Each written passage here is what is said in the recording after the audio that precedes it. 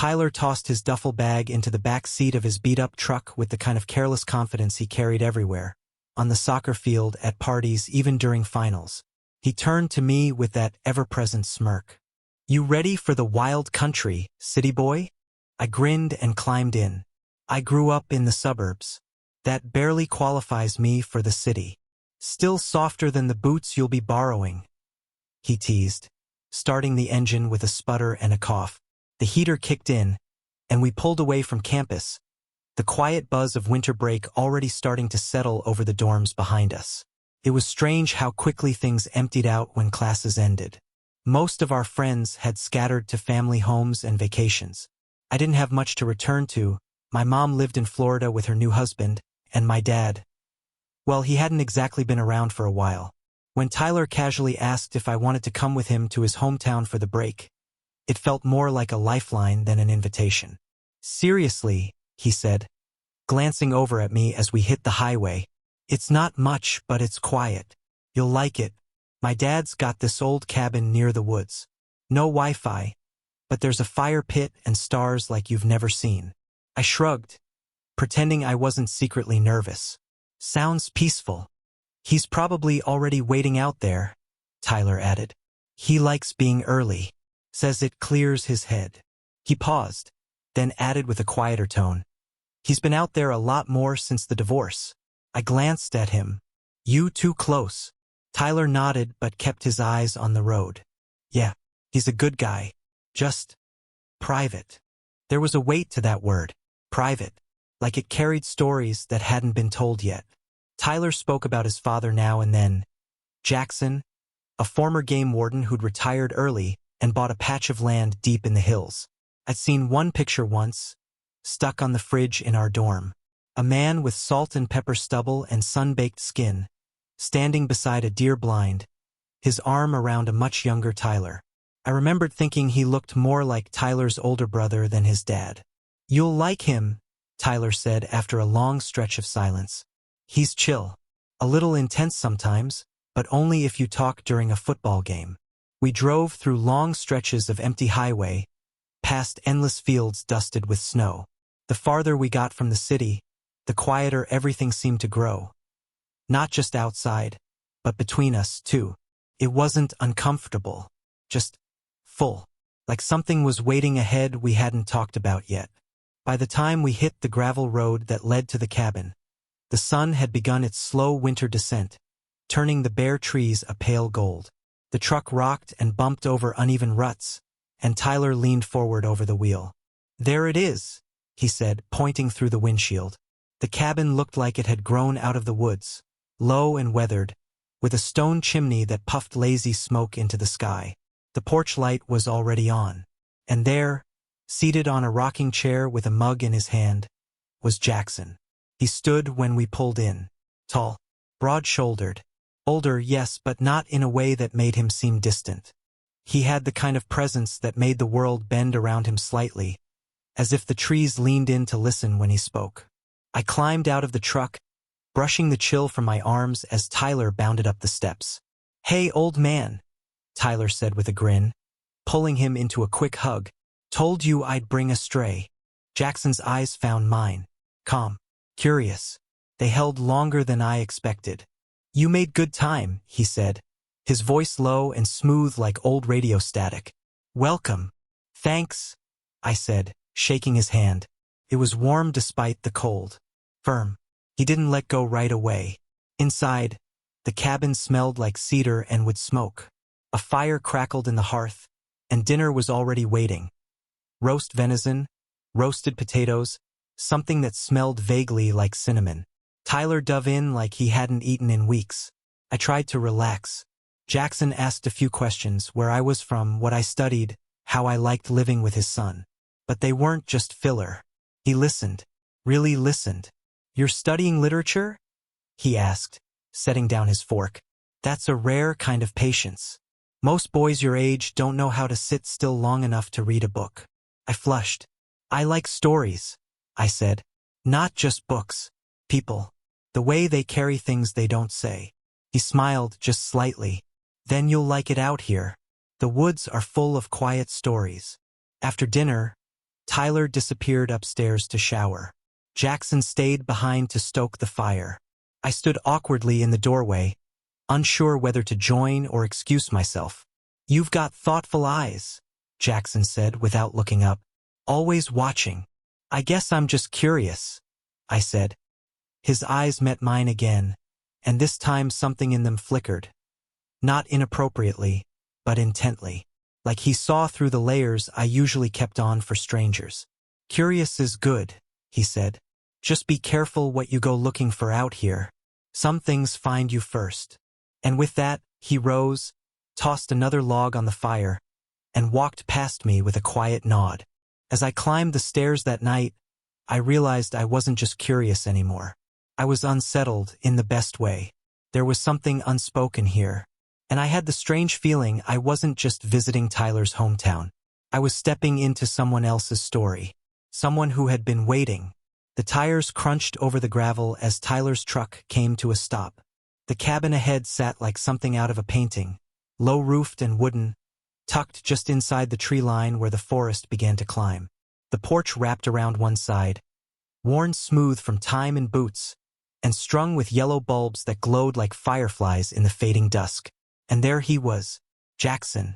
He sat back in a weathered rocking chair, one boot resting over the other knee, a metal travel mug in one hand. His other hand casually held a paperback, face tilted up toward the sound of our arrival. As we pulled up, he closed the book and stood, slow and easy, like he moved on his own clock. The first thing I noticed was how tall he was, not towering, but solid, built from a life outside. His salt and pepper beard was close-trimmed, the same color as his hair beneath a ball cap. His eyes, though, those struck me, pale green, sharp as a winter lake, and warmer than they should have been for a man I just met. "Evening," he said, voice a calm rumble. Tyler was already halfway up the steps. "Hey, Dad, you started dinner." Jackson gave a quiet nod. "Roast and cornbread. Should be about ready. And this him."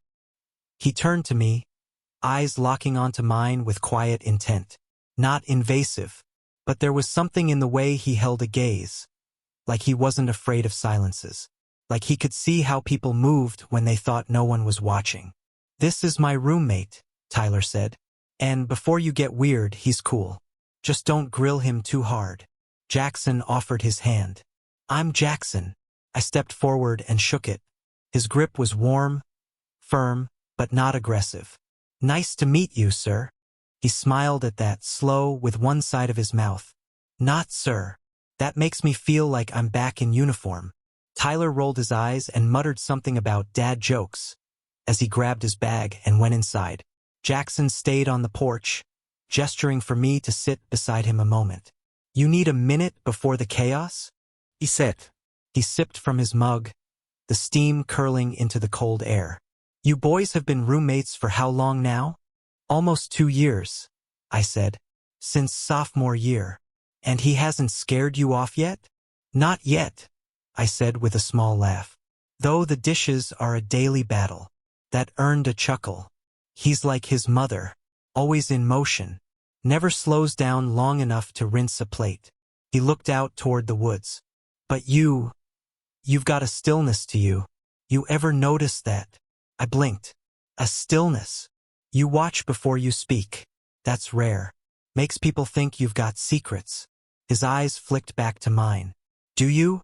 I hesitated, half joking, half thrown. "Maybe. Doesn't everyone?" He gave the faintest nod. "Fair enough." Tyler's voice called from inside. "You guys coming or what?" I'm starving. Jackson stood slowly. "Let's eat. You can tell me one of those secrets over dinner." The inside of the cabin was warm, both in temperature and feeling. The walls were lined with shelves of books, vintage maps, and framed wildlife sketches. It felt lived in, not like a staged getaway, but a home someone had chosen on purpose. Dinner was simple but perfect.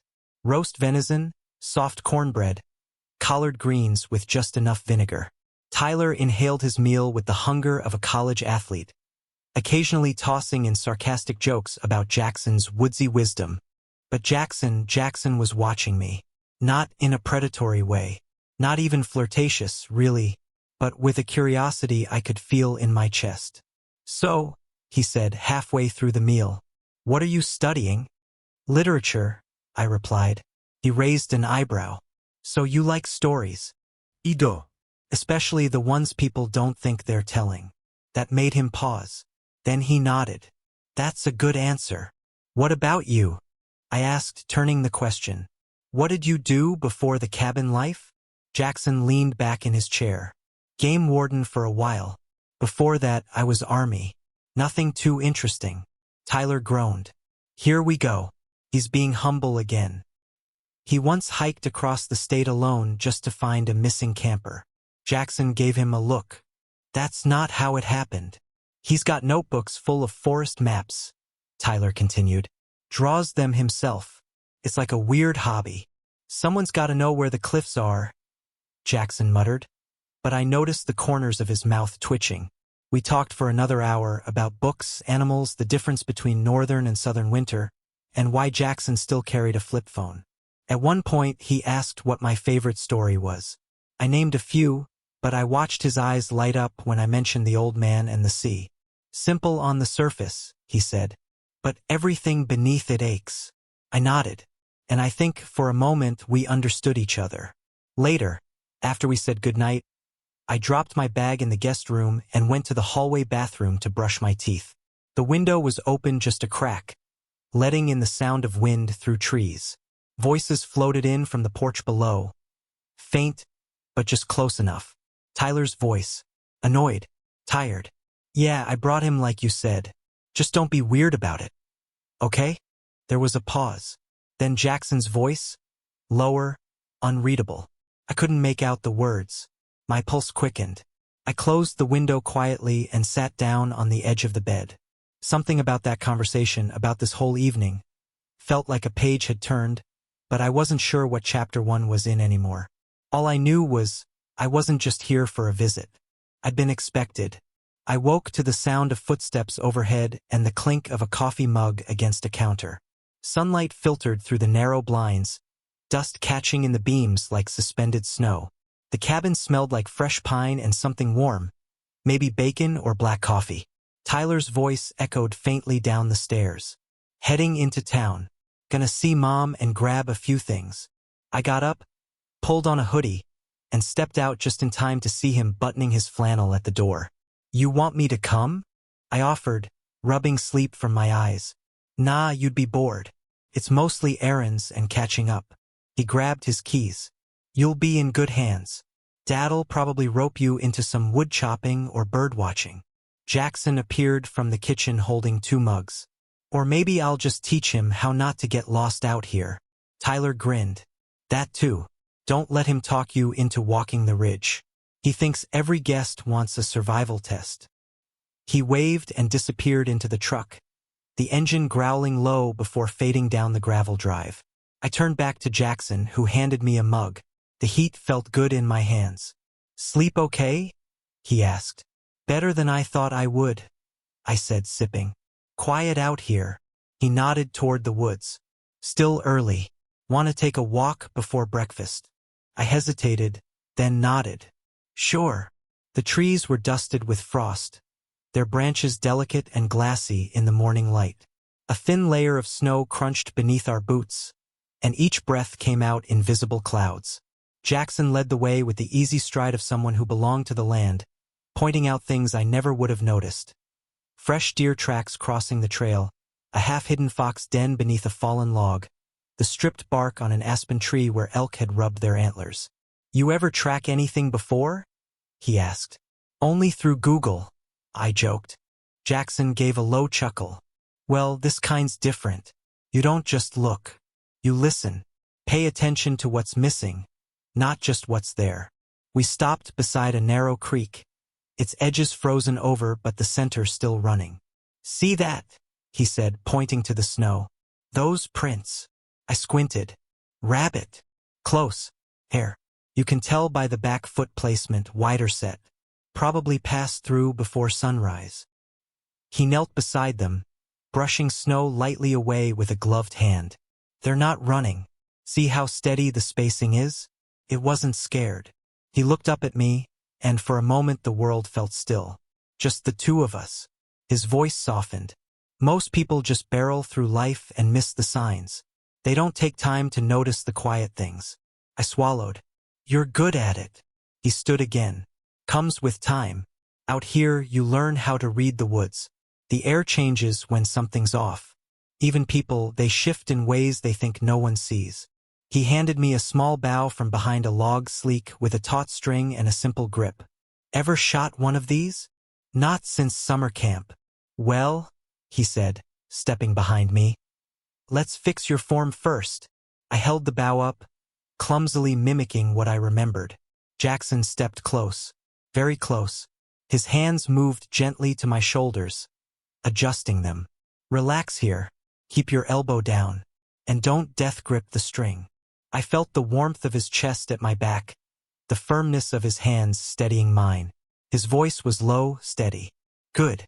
Now breathe. Feel the tension not just in the bow, in your body. And then let go. I released. The arrow skimmed the snow and stuck halfway into the frozen ground. Not bad, he said. You've got a natural line. He didn't step away right away. I could feel his breath against the back of my neck, the calm rise and fall of his chest just behind me. We weren't touching, not exactly, but the space between us was charged. Alive. He stepped around to face me, just inches away. You're steadier than you think. I looked at him, really looked.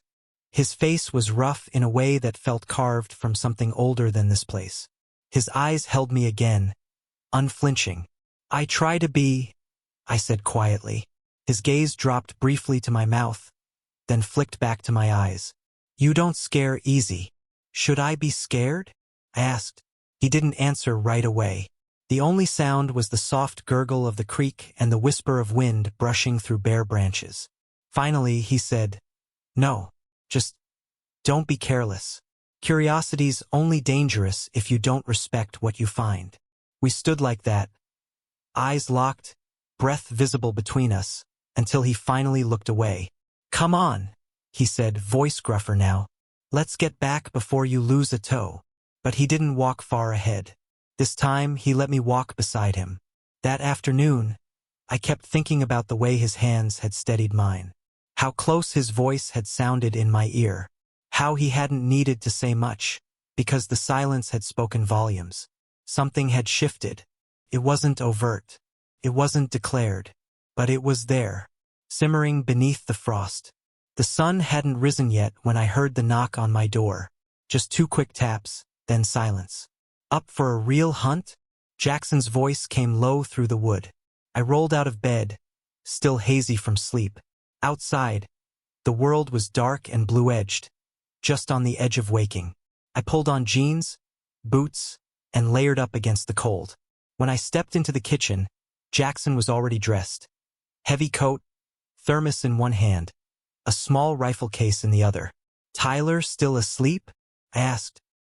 He said he's sleeping in today, Jackson said, pouring 2 mugs of coffee. Just us. The way he said it, quiet, almost casual, didn't match the heat that suddenly rushed into my chest. He handed me one of the mugs, our fingers grazing. I don't know if it was intentional. I don't know if it mattered. The forest looked different before dawn. The snow had softened overnight, and the trail beneath us crunched with each step. Trees stood tall and ghostly in the morning mist, their branches bowed with ice. We moved in silence for a while, the only sounds our boots and breath. Jackson led with practiced ease, occasionally pointing things out. A broken branch, fresh tracks, signs of movement that I never would have noticed on my own. Eventually, we stopped near a clearing. He unslung the rifle but didn't raise it. No one really comes out this far, he said. It's quiet. Too quiet for most. I looked around, absorbing the weight of the silence. The air felt thick with something I couldn't name. I used to come out here with my dad, Jackson said after a while. He taught me everything I know about moving through the woods, about listening. He paused. But not about being alone. That part came later. I glanced over. His profile was sharp against the pale light. He looked older out here, not in years but in depth, in gravity. My marriage lasted 18 years, he said. Tyler was 12 when it ended. His mom's good people, just not my people anymore. She wanted the noise, the cities, the flash. I wanted trees and space to breathe. He crouched beside a fallen log, running his fingers across a patch of rough bark. Been living out here full-time for almost 6 years now. I don't miss much. Then he looked up at me. Except touch. My breath caught. Not just at the word, but the way he said it. Not desperate. Not suggestive. Just honest. He stood and brushed off his gloves. Some days I go weeks without speaking to anyone. Tyler comes around, sure. But he's got his own life. And most folks don't stick around long enough to ask about mine. I didn't know what to say, so I didn't speak. I just stood beside him, letting the weight of his words settle between us. You feel that too? He asked, turning his gaze to me. That kind of hollow? I nodded before I even realized I had. Yeah, I said softly. More than I want to admit. I watched a flock of birds scatter overhead, startled by something unseen. I've got friends, I added, but I don't think any of them really see me. Not in the way that feels real. Jackson tilted his head. But you feel seen here?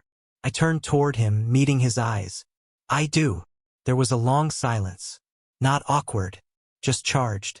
He took a slow step closer. I was hoping you'd come, he said. Been hoping for a long while.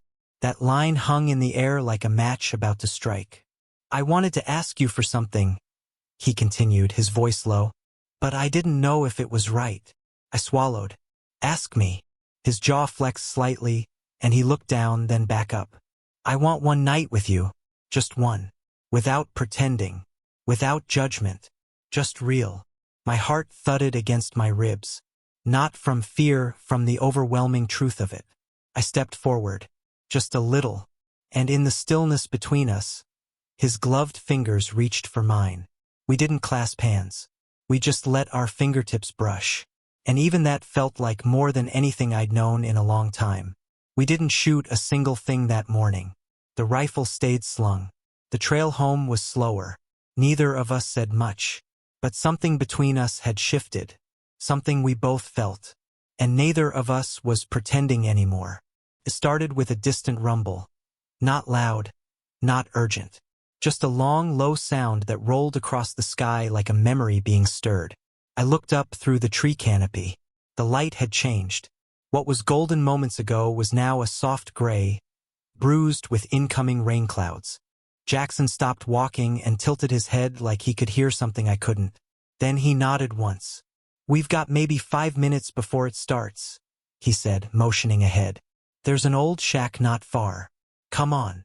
We jogged the rest of the way through the trees, ducking low under branches. The wind kicked up behind us, cold and damp, and the first raindrops were fat and slow, almost apologetic.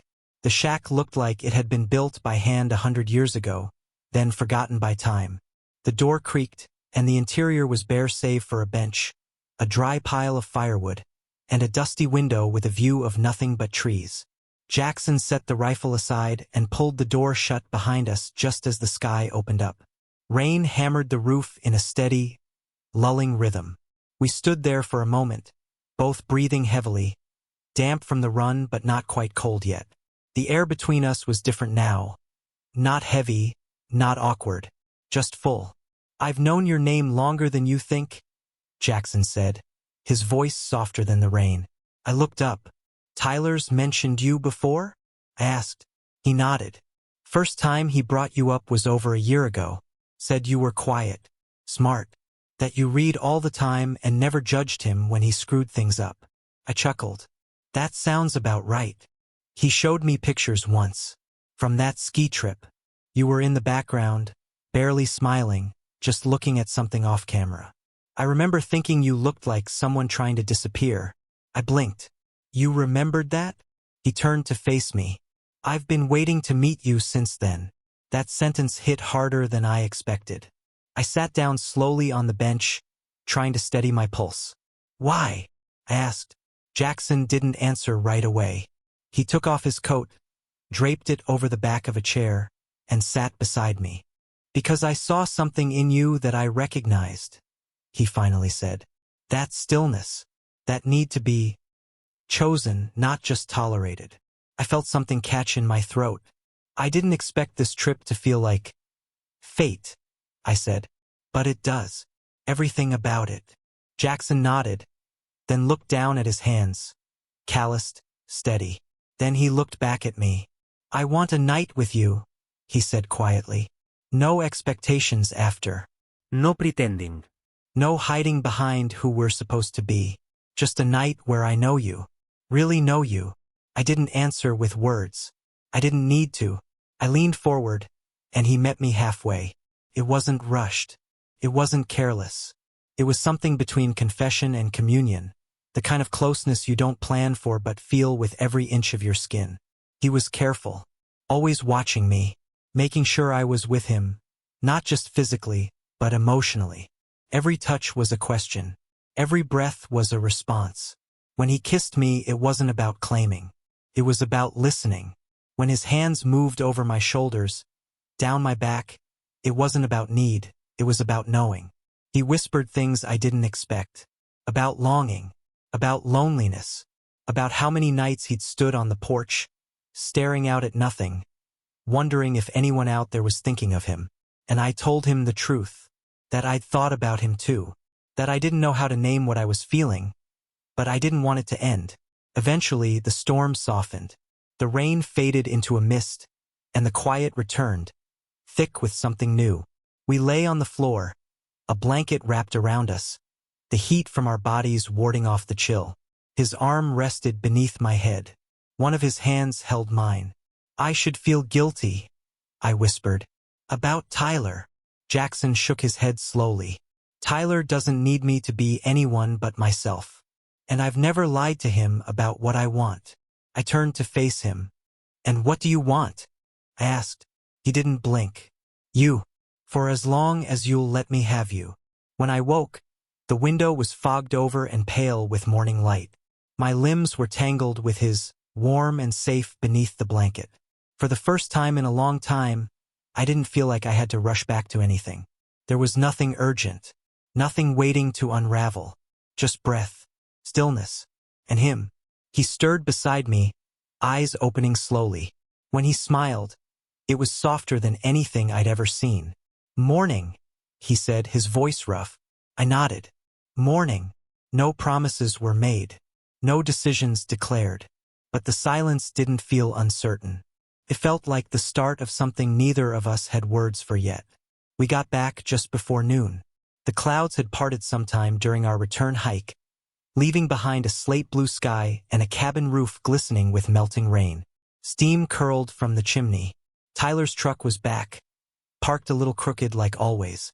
As Jackson and I stepped through the door, shaking off our boots, I could already feel it, the shift. Not in him, in me. And Tyler noticed. He was on the couch, bare feet propped on the coffee table, chewing through a sandwich with one hand and scrolling his phone with the other. He looked up when we entered. "Back already?" he asked. "Storm hit earlier than we thought," Jackson replied. "Had to hunker down in the old shack." Tyler nodded. "Figures. I saw it roll through town. You two all right?" Jackson nodded once. "All good." I gave a vague smile, but I didn't say much. I could feel the weight of Tyler's eyes tracking me. Not suspicious, exactly, just curious. I went to the kitchen to grab a glass of water and pretend I wasn't still feeling every inch of where Jackson had held me the night before. The air felt too thin inside the cabin now. Or maybe I was just too full. Later, after lunch and some half-hearted conversation, Tyler cornered me on the back porch. The sun was setting behind the trees, turning the sky a pale orange. "You're different," he said simply.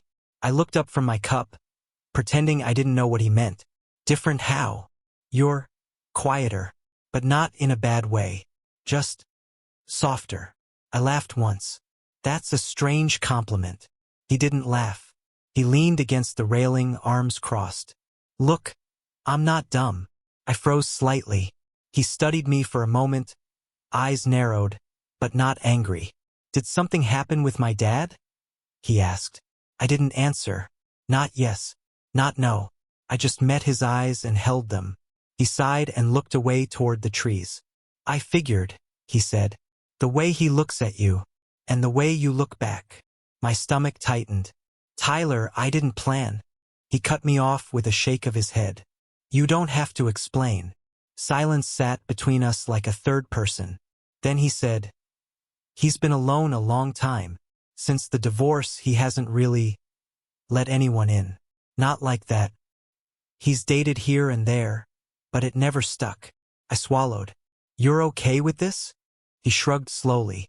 I don't know if okay is the right word, but I've seen him lonely, and I've seen you lonely too. If this is mutual, I won't stand in the way.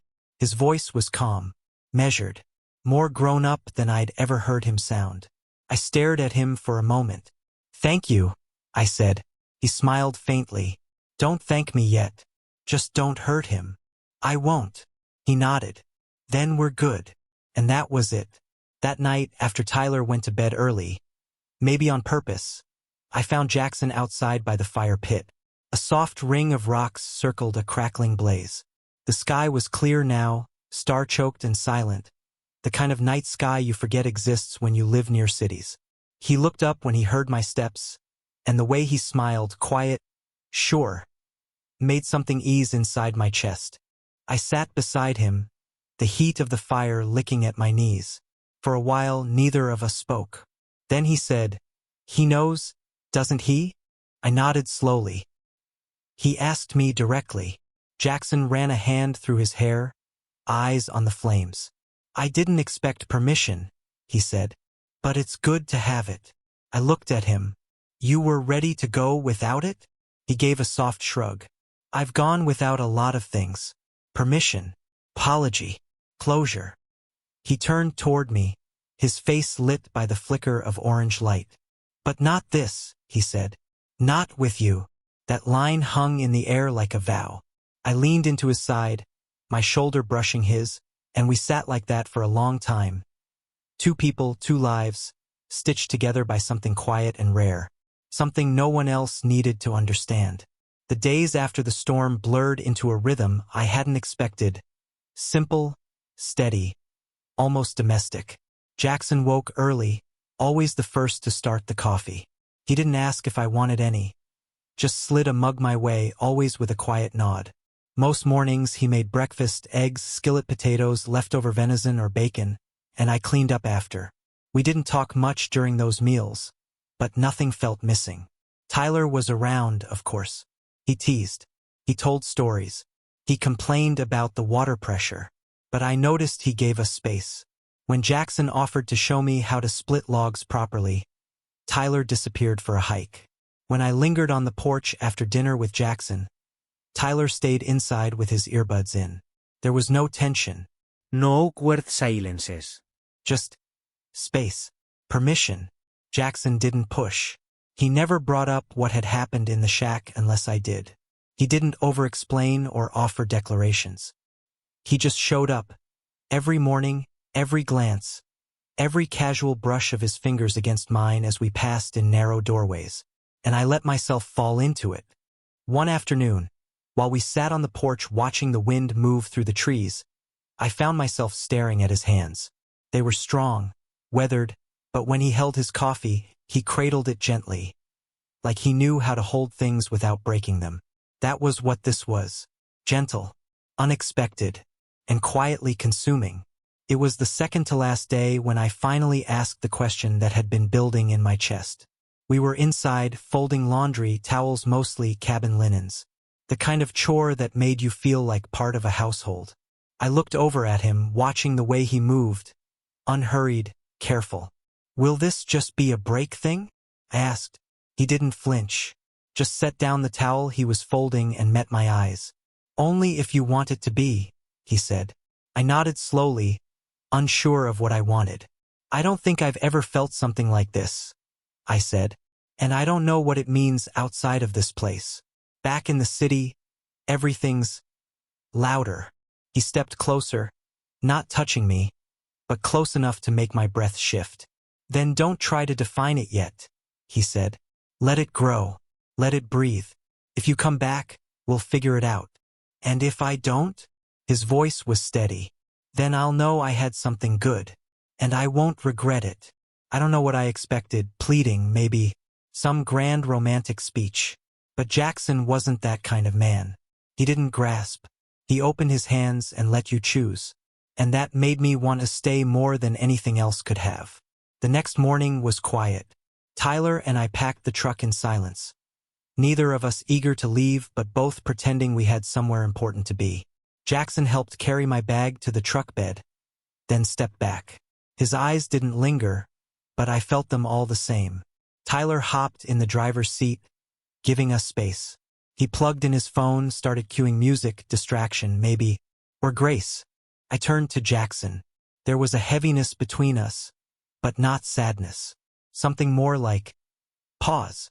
I don't know when I'll be back, I said honestly. He nodded. I figured, but I want to. This time, his smile touched the corners of his eyes. Then you will. I hesitated.